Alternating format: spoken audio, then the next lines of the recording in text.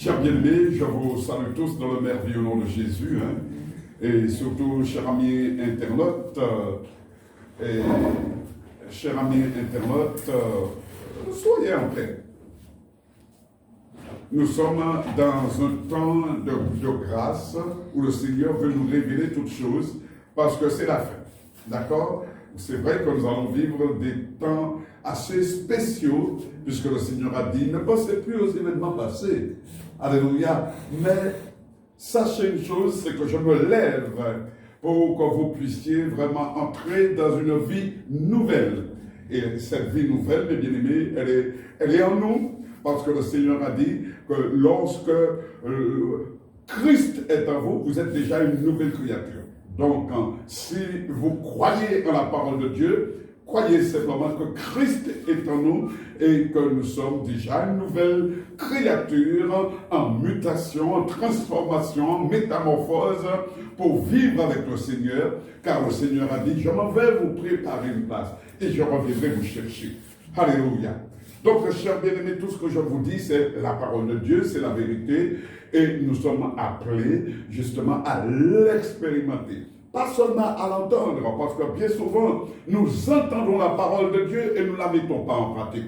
Mais le Seigneur nous demande ce matin plus que jamais de mettre la parole de Dieu en pratique. D'ailleurs, il va bien loin, le Seigneur. Il dit que si vous mettez ma parole en pratique, si vous faites ce que je vous dis, eh bien, sachez une chose, que vous ferez encore de plus grandes choses que moi. Mais bien aimé, c'est un défi, c'est un défi, et que nous pouvons relever. Donc, je vais essayer vraiment de renforcer votre immunité par rapport à tout ce temps que nous vivons, tant d'incertitudes, tant de maladies, vraiment un temps assez spécial. Mais le Seigneur dit, c'est moi qui le permets. C'est moi qui le permets. Pourquoi il le permet? C'est en fait de nous réveiller. Parce qu'il a constaté que nous dormons. Vous dormez. Le chant que nous avons interprété est le Dieu, le dernier chant. Le Dieu de victoire habite en moi. Et ça nous dit clairement, la victoire est assurée. Parce que le Dieu de victoire habite en moi. Donc, chers bien-aimés, nous sommes en train de résoudre un problème. Alléluia. Le problème, c'est simplement que le Dieu de victoire est en nous. Amen. Alléluia. On n'a pas besoin de manifestation, on n'a pas besoin de sensation, on n'a pas besoin, etc. Et tout ça. Le Dieu, mais bien aimé, c'est quelque chose qui est en nous. Le Dieu de victoire est en nous. Donc, c'est pourquoi, chers bien-aimés, la première fois, je vous ai traité un sujet. Arrêtez de vous plaindre. L'Église, aujourd'hui, le Seigneur nous montre que l'Église, tout le temps, est en train de se plaindre, etc. et tout cela. Nous avons traité aussi un autre sujet, sortir du sommeil. Et aujourd'hui, nous allons parler du chrétien à la découverte du vrai réveil. Le chrétien à la découverte du vrai réveil. Amen. Et le support biblique, c'est Psaume 85, 4 à 7, s'il vous plaît. Tu as retiré toute ta fureur, tu es revenu de l'ardeur de ta colère. Rétablis-nous, Dieu de notre salut, cesse ton indignation contre nous. T'irriteras-tu contre nous à jamais? Prolongeras-tu ta colère éternellement? Et simplement, levez-vous, chers bien-aimés, et même si vous vivez des temps difficiles, dites-vous bien simplement, c'est voulu par Dieu, afin de vous purifier, afin de vous faire prendre conscience. Alléluia. De vous faire prendre conscience ce que c'est que le vrai réveil. Et je vais définir rapidement le réveil. Le chrétien redécouvre la personne de Dieu avec ses exigences et ses bénédictions. Le chrétien expérimente à nouveau les bienfaits de l'œuvre de Jésus parce que ses yeux elle revient à Jésus, à l'incarnation, à la mort, à la résurrection, à cette, je dirais, cette force, cette puissance de faire apparaître vraiment ce que nous sommes en train de vivre, l'Église. Parce que l'Église n'est pas n'importe quoi. L'Église est l'œuvre de Dieu bâtie selon un modèle. Donc si réellement, chers bien-aimés, nous ne connaissons pas le modèle, nous ne connaissons pas, je dirais, tout ce qui a été fait pour vraiment faire vivre l'Église, pour faire apparaître l'Église, eh bien, nous échouons. Amen. Il y a ce qu'on appelle un cahier des charges. Vous devez connaître le cahier des charges. Cela veut dire qu'il y a un plan, il y a une méthodologie, il y a tout ce qu'il faut de façon, mes bien-aimés, alléluia, que l'Église, là où nous sommes en ce moment, puisse être vraiment l'œuvre de Dieu. Amen. Amen.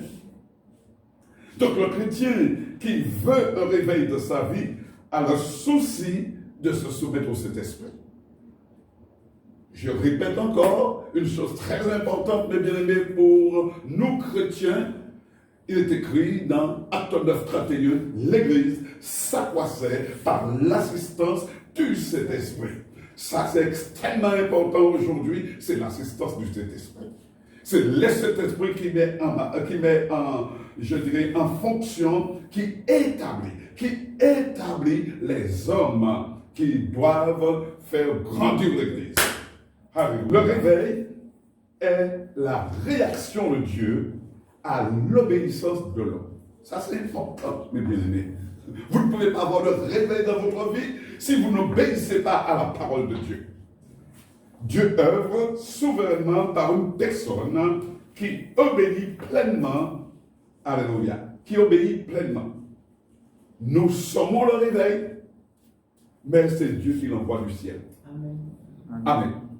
Il n'y a rien qui vient de nous. Nous ne sommes que des instruments de réveil. Donc, je répète encore, cela est extrêmement important, mes bien-aimés. Le réveil est la réaction de Dieu par rapport à l'obéissance. L'obéissance vaut mieux que tous les sacrifices. Alléluia. Vous pouvez avoir toutes les compétences, vous pouvez être riche, vous pouvez avoir, etc. Tout ça n'est rien si vous n'obéissez pas. Et attention, le Seigneur va vous tester. Comme il a été testé Abraham. Amen. Sacrifie-moi l'enfant que tu as, l'unique. Ah, mais bien aimé, il n'a pas posé de questions.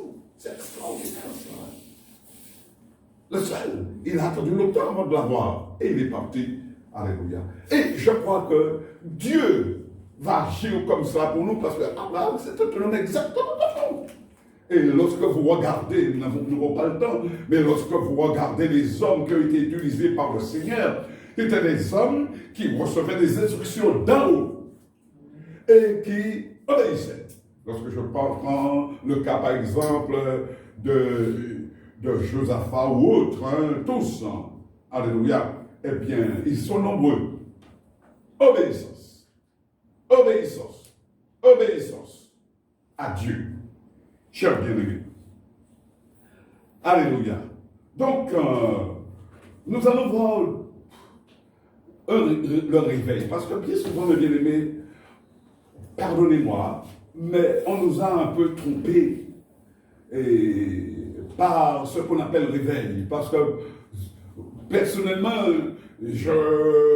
on m'avait éduqué le monde de l'Église. Je dirais, réveil, c'est beaucoup de chants. Réveil, c'est des gens qui tombent, des réveils, c'est etc. et tout, des manifestations, alléluia et tout. Nous n'allons pas revenir là-dessus. Mais permettez-moi de vous dire, chers bien-aimés, ce que vos yeux voient, bien souvent, c'est, je dirais, de la tromperie. C'est vraiment encore l'œuvre du diable qui veut nous sortir je dirais, de la présence de Dieu, de la connaissance de Dieu, de cette intimité. Parce qu'en fin de compte, le vrai réveil, cher bien-aimé, alléluia, se produit lorsqu'il y a une intimité. Lorsqu'il y a vraiment cet amour de Dieu que l'on recherche. Alléluia. On ne veut vivre que pour Dieu. Et cela est possible sur la terre. Vivre pour Dieu. Donner à Dieu la priorité. Nous allons prendre deux exemples. Premier exemple dans l'Ancien Testament et deuxième exemple, je dirais, dans le Nouveau Testament avec Jésus lui-même. Alléluia. Le réveil. Le réveil, c'est apporter une solution à un problème donné, un problème que l'on voit et apporter une solution tout de suite. C'est ça, mes bien-aimés, le réveil. Et nous sommes dans un temps où effectivement nous avons besoin de solutions. Parce qu'avec ce Covid-19, etc. et tout, eh bien, il y a des gens qui meurent à côté de nous, etc. et tout. Les gens sont irrités, les gens sont, alléluia, ils veulent tout casser parce qu'ils n'ont pas appris ce que c'est que l'obéissance, ils n'ont pas appris ce que c'est que la patience, la fidélité, des valeurs que le chrétien doit avoir sur cette terre pour suivre le Seigneur. Nous prenons déjà, oh Dieu, le premier verset où nous voyons vraiment un réveil. Avec Élisée, 2 Rois 4, verset 38-41. 2 Rois 4, 38-41. Oh! 2 Rois 4, 38-41. Élisée vint à Gilgal et il y avait une famine dans le pays. Une famine. Oui, une famine. Comme les fils des prophètes étaient assis devant lui, il dit à son serviteur, « Mets le grand pot et fais cuire un potage pour les fils des prophètes. » L'un d'eux sortit dans les champs pour cueillir des herbes. Il trouva de la vigne sauvage et il y cueillit des coloquintes sauvages, plein son vêtement. Mais ça, c'est un réveil, mes bien-aimés. Ça, c'est une œuvre extraordinaire. Mais ça ne peut être réalisé que par un homme qui a vraiment une relation avec Dieu. Là, c'est l'Ancien Testament. On pourrait, je n'ai pas le temps pour pouvoir vraiment argumenter, aller plus loin. Alléluia. Avec Jésus, on va voir une autre situation, exactement comme la nôtre. Parce que le Seigneur a montré que réellement, nous allons passer un moment encore plus difficile que la pandémie, mais je ne parle pas pour le moment, parce que ça risque d'ébranler beaucoup de gens. C'est Matthieu 17, verset 23-26, avec Jésus. Matthieu 17, 23-26. Ils le feront mourir, et le troisième jour, il ressuscitera. Ils furent profondément attristés. Lorsqu'ils arrivèrent à Capernaum, ceux qui percevaient les 2 drachmes s'adressèrent à Pierre et lui dirent, « Votre maître ne fait-il pas les 2 drachmes ?»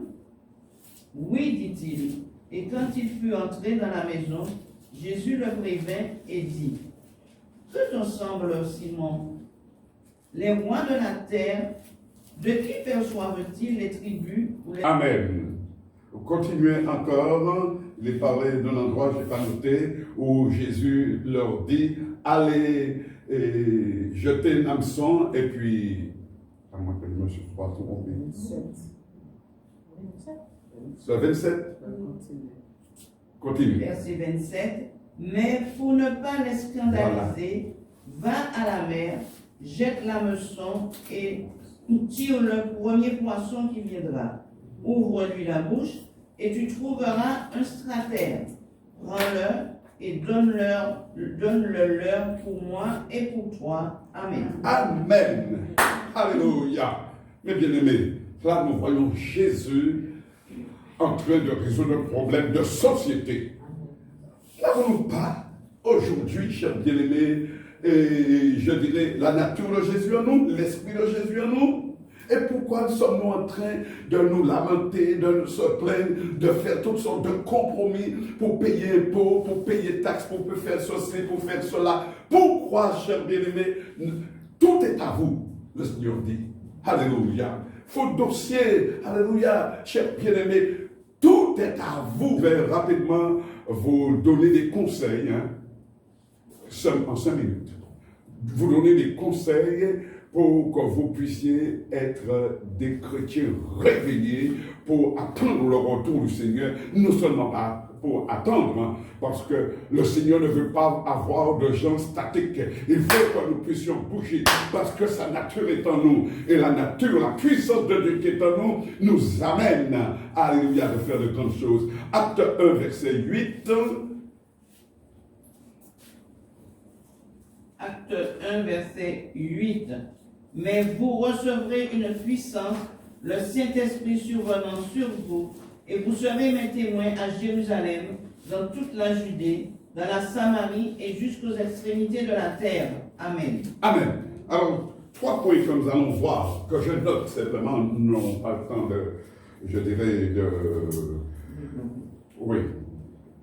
d'argumenter. D'abord, la prière de l'Église pour un réveil. Il faut prier pour le réveil. Il faut prier pour que les gens sortent de l'inertie. Vous voyez, les gens sont égarés. Les chrétiens sont égarés. Alléluia. Donc, chers bien-aimés, la première des choses, le premier médicament, le premier, alléluia, proposition, c'est la prière. La prière des saints. La prière des saints. Habakkuk 3:2. Habakkuk 3:2.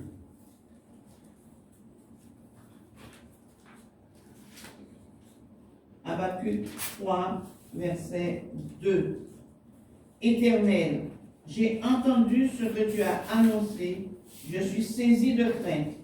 Accomplis ton œuvre dans le cours des années. Il y a une manière de prier, mes bien-aimés, parce que nous avons perdu et vraiment cette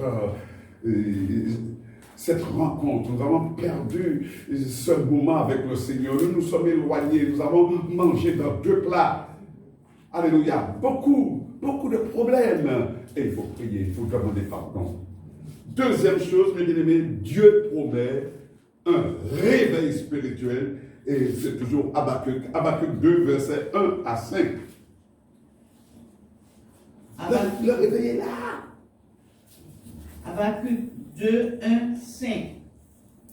J'étais à mon poste et je me tenais sur la tour. Je veillais pour voir ce que l'Éternel me dirait. Et ce que je répliquerai, tarde, attends-la, car elle s'accomplira certainement.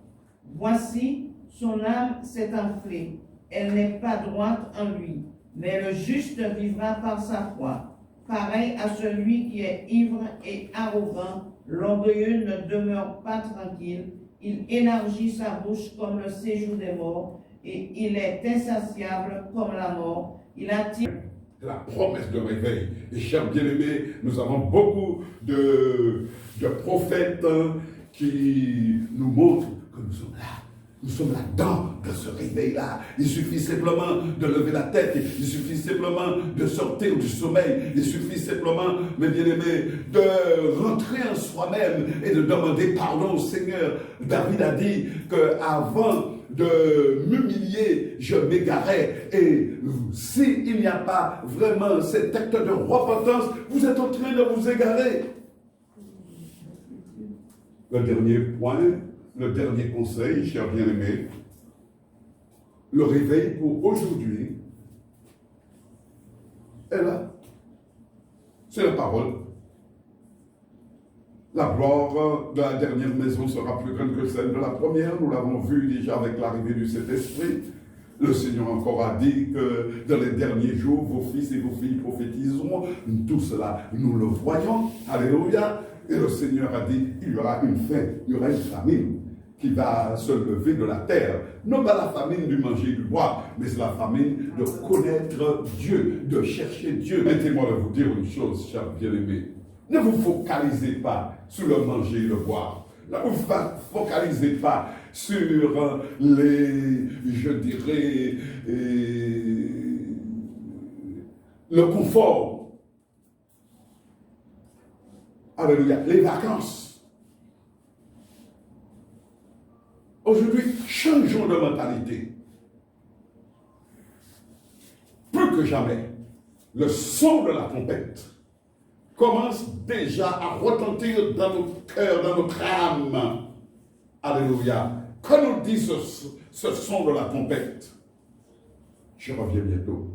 Préparez mon retour. Levez-vous. Allez et prêchez la parole. Annoncez les choses. Alléluia. Prenez avec moi pour terminer Romains 13, versets 11 à 14.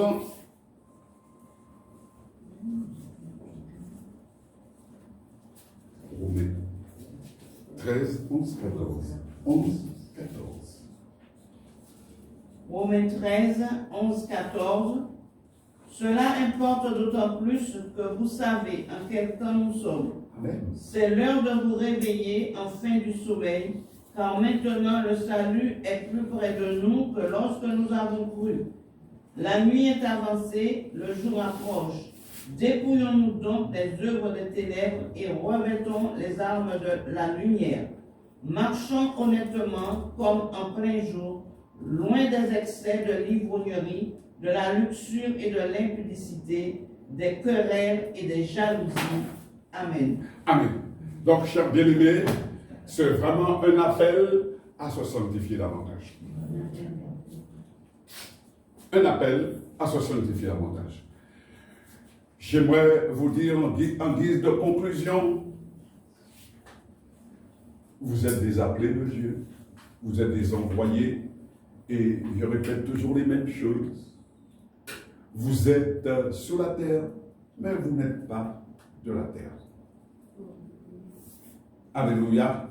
Vous avez une mission à remplir. Remplissez votre mission avec joie, de façon que lorsque le Maître reviendra et vous rassemblera, et il vous posera la question, qu'as-tu fait du talent? Qu'as-tu fait de la parole que je t'ai donnée? Qu'as-tu fait lorsque tu étais vraiment en joie avec moi et tu m'as dit, moi Seigneur, je veux y aller, moi Seigneur, je veux marcher avec toi, moi Seigneur. Rendre compte au Seigneur. Que Dieu vous garde et que Dieu vous bénisse. Amen.